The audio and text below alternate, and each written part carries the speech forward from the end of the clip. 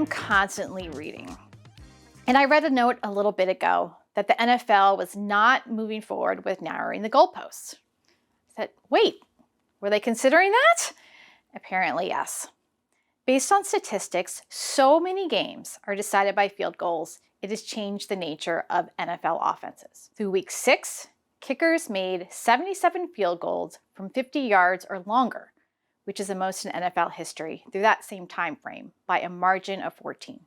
Also, the 339 total field goals made through 6 weeks were the second most in NFL history, only behind last season's 342. So in other words, the NFL was contemplating an actual game changer. Reading this made me think of other game changers we are staring down.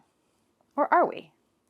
A CFPB rule was just announced, lovingly referred to as the Section 1033 rule, which would create obligations to allow consumers to port data to other entities. This so-called open banking has been tried in Canada and Australia, resulting in very little consumer benefit. I learned that by chatting with Alyssa Laborde, the CEO of the World Council of Credit Unions. Our rule stateside will be incredibly problematic to implement. There is an exemption for credit unions under $850 million in assets, but as we know, there really are no true exemptions from any CFPB rule.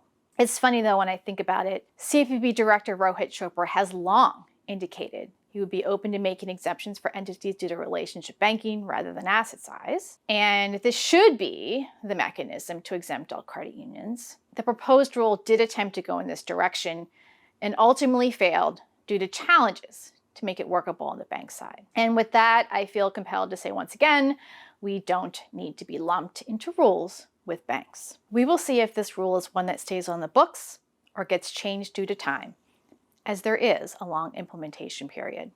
Or we could see changes due to the election, which has taken place for weeks in many states by paper ballot, and of course is taking place today in person. I encourage everyone to get out and vote.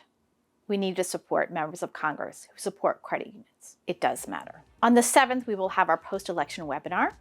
Stay tuned for our update on what the next few months and years could look like. Will we have a game changer, or will we be working off the same playbook? To be continued.